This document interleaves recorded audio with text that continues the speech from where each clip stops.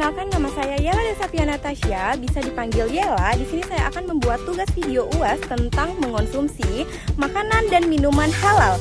Dosen pengampu Ibu Fitriana Sophia Monisa, MPD SI, Program Studi Tadris Ilmu Pengetahuan Alam. Assalamualaikum warahmatullahi wabarakatuh.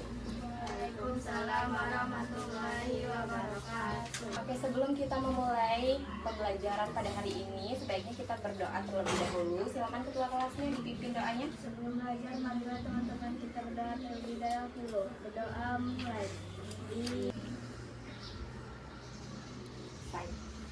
Kita absen terlebih dahulu ya. Nadifa Dwi Putri, Khaira, sakit apa? Oke, kita doakan semoga Khaira cepat sembuh ya. Nazifa hadir. Jadi cuma Khaira sendiri yang tidak. Oke. Kita ya pelajaran pada hari ini. Tapi sebelum Ibu melanjut ke materi sebelumnya, di sini masih ada yang ingat gak dengan materi sebelumnya? Ada. Oke, tentang apa? Akhlak terhadap tetangga. Oke, apa saja poinnya yang kemarin kita bahas? Itu yang pertama kemarin, berbagi makanan, menghormati tetangga, saling mengunjungi, terus menolong dalam kebaikan, memberi rasa aman, menjaga rahasia tetangga, dan bertakziah kepada tetangga yang meninggal. Oke, salah satu akhlak tadi itu tuh yang pertama tadi apa? Berbagi makanan. Oke, dalam Islam itu sangat dianjurkan ya anak-anak berbagi makanan. Oke, berbagi makanan itu ternyata hukumnya itu sunnah. Ada yang tahu sunnah? Oke, silakan Nazifa. Sunnah itu dikerjakan mendapatkan pahala, tidak dikerjakan tidak berdosa. Oke, betul sekali. Beri aplaus kepada Nazifa. Selanjutnya, jadi paham kan tentang akhlak terhadap tetangga tadi? Paham. Jadi kita kalau sudah paham, kita akan ke materi selanjutnya, yaitu materi mengonsumsi makanan dan minuman halal. Oke, di sini ada yang tahu nggak sih halal itu apa? Oke, silakan. Halal itu makanan dan minuman yang diperbolehkan untuk dikonsumsi berdasarkan syariat Islam. Oke, benar. Beri aplaus buat Iva. Oke, jadi makanan halal itu adalah makanan yang diperbolehkan untuk dikonsumsi dalam syariat Islam. Allah Subhanahu wa Ta'ala itu sangat baik sekali ya. Dia banyak menyediakan makanan untuk kita sebagai hambanya, manusia, untuk kelangsungan hidup. Akan tetapi ada makanan yang diperbolehkan dan ada makanan yang tidak diperbolehkan, yaitu makanan halal dan haram. Oke, di sini di antara anak-anak itu bisa nggak sih yang menyebutkan makanan halal? Ada? Ada. Oke, silakan. Hewan sapi, ayam, bebek. Ya. Oke, beri aplaus buat Nazifa. Oke, kita kasih dulu tepuk wow anak-anak. 1, 2, 3, tepuk wow. Kasih W, kasih O, kasih W. Wow, keren. Wow, keren. Oke. Halal itu tersendiri dibagi menjadi 3 bagian. Yang pertama itu halal zatnya, yang kedua itu halal mendapatkannya, yang ketiga itu halal memprosesnya. Nah, maksudnya bagaimana, Bu? Oke, maksudnya di sini apabila Nazifa ini tadi mempunyai peternakan hewan sapi lalu dicurinya oleh Diva. Nah, jadi otomatis curian Nazifa ini tadi diproduksi dan dagingnya itu menjadi hewan yang haram atau makanan yang haram. Padahal sapi kan halal kan? Nah, itu yang penjelasan halal. Yang kedua yaitu cara mendapatkannya yang tidak halal. Di sini paham? Di sini ada yang mau bertanya? Ya, boleh. Bagaimana cara membedakan makanan halal dan haram, Bu? Oke. Cara membedakan makanan haram dan halal di daerah modern yang saat ini kita rasakan Jadi ini banyak sekali makanan-makanan yang sudah diproduksi, tetapi kita tidak tahu kan kalau itu haram atau halalnya kan, karena pembuatannya itu biasanya jauh-jauh semua. Kita nggak mungkin kan kita mengecek sendiri apakah ini haram, apakah ini halal. Tetapi sekarang itu banyak sekali makanan itu tuh dalam bentuk kemasan. Nah, sehingga kalian untuk mengeceknya itu dengan melihat label yang ada pada kemasan tersebut. Labelnya seperti ini. Jadi, ketika kalian membeli makanan, kalian itu bisa mengecek langsung di kemasan tersebut ada label seperti ini. Nah, ini biasanya juga ada yang warna apa ya? Ada juga tulisannya kan di sini biasanya. Ini. Nah, jadi dan juga biasanya di bawahnya itu ada tulisan BPOM. Kalian bisa mengecek terlebih dahulu di kemasannya, label seperti ini ya. Jangan salah lagi, kalau sudah ada label seperti ini berarti sudah halal. Dari halal ini sudah paham kan? Paham. Selanjutnya, manfaat mengonsumsi makanan dan minuman halal. Oke, di sini yang pertama itu dikabulkan doanya oleh Allah Subhanahu wa taala dan mendapatkan ridho Allah Subhanahu wa taala, memiliki akhlak yang baik, terhindari dari berbagai penyakit dan meningkatkan imunitas tubuh. Apa saja tadi?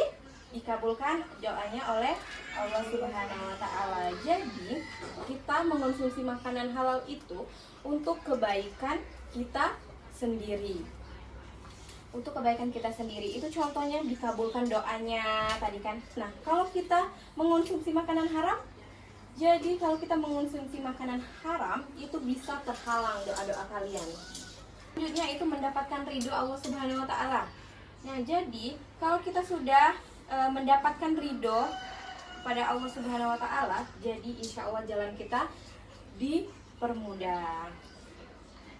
Oke, memiliki akhlak yang baik dengan memakan makanan dan minuman yang halal itu bisa memperbaiki akhlak. Oke, kenapa demikian, Bu?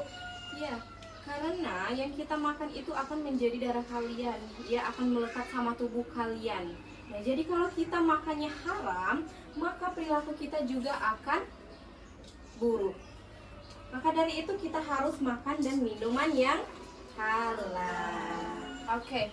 Selanjutnya kita akan bahas tentang haram. Haram itu ketika halal tadi itu diperbolehkan dimakan dan dikonsumsi. Kalau haram bagaimana? Kalau haram itu dilarang untuk kita konsumsi. Karena apa, Bu? Karena sangat berbahaya bagi tubuh kita sebagai manusia. Dan haram itu terbagi menjadi dua ternyata. Haram aini, yang kedua itu haram sababi. Nah, contoh haram aini itu daging babi, darah, bangkai. Kenapa dilarang? Karena dilarang itu pasti ada sebabnya dan akibatnya. Apa sih akibatnya kita mengonsumsi makanan haram? Oke, akibat mengonsumsi makanan yang haram itu merusak kesehatan yang pertama. Yang kedua itu merusak amal soleh. Yang ketiga merusak keturunan. Jadi cuma kalian memohon kepada Allah Subhanahu wa taala, ya Allah, semoga hambamu ini dikabulkan semua doa-doa, tetapi kalian mengonsumsi makanan-makanan yang haram. Seperti jalan tol, macet dia. Sama seperti doa kalian tidak akan terkabulkan. Jadi yang memakan dan minuman haram itu akan merugikan kita sendiri. Oke, di sini ada poster makanan halal dan makanan haram. Ibu mau kalian maju ke depan atau mau Ibu tunjuk? Yang bisa menconteng-conteng makanan haram dan makanan halal, silakan maju ke depan. Ada yang mau ke tangan? Oke, Pak, silakan beri tanda makanan halal pada gambar ini.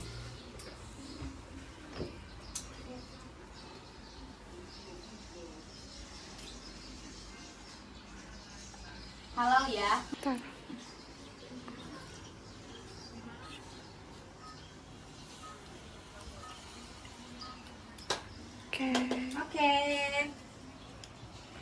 Oke, jadi apa saja di sini? Daging, ayam, ada belalang, ada buah-buahan, ada sayuran, ada ikan. Nah, jadi itulah hewan, sayuran, dan buah-buahan yang halal yang bisa dikonsumsi menurut syariat Islam. Nah, di sini ada yang bisa menghilangkan yang makanan-makanan haram. Ada? Silakan Dipa, maju ke depan.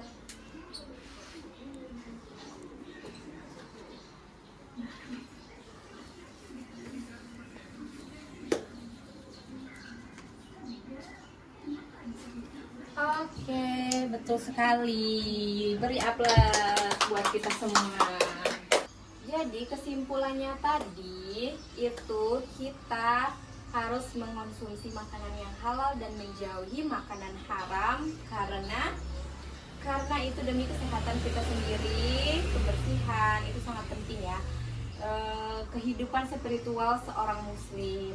Makanan halal adalah makanan yang diperbolehkan tadi kan, diperbolehkan oleh Allah Subhanahu wa taala dan diperoleh dengan cara yang baik. Nah, sedangkan makanan haram itu makanan yang tidak diperbolehkan karena merusak untuk kedepannya dan merusak untuk diri sendiri juga, untuk kesehatan, dan tadi tidak dikabulkan doa-doanya atau dipersulit ya doa-doanya. Makanan haram itu sendiri bisa jadi tidak mempunyai keturunan. Nauzubillah.